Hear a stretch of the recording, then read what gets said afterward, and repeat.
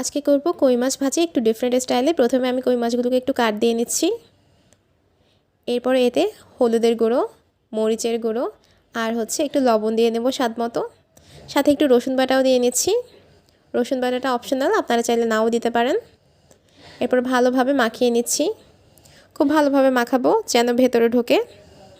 কাঠগুলোর ভেতরেও ঢুকিয়ে দিচ্ছি মশলাটা, এতে করে কই মাছের টেস্টটা বেড়ে যাবে। এখন এখানে একটা প্যানে সরিষার তেল দিয়ে নিলাম আর মাছগুলো ছেড়ে দিলাম একটু তেল গরম হওয়ার পরপরই। অন্যদিকে আমি আলু কুচি করে নিয়েছি আর সাথে পেঁয়াজ কুচি করে নিয়েছি। মাছের সেই মশলাগুলোর সাথে এটা মিশিয়ে নিচ্ছি। মাছটা যখন প্রায় হয়ে আসবে তখন আমি এই পেঁয়াজ আর আলুটা দিয়ে নিচ্ছি। মাছটা কিছুক্ষণ রাখবো যেন মাছের ফ্লেভারটা ওই পেঁয়াজ আর আলুর মধ্যে ভালোভাবে ঢুকে যায়।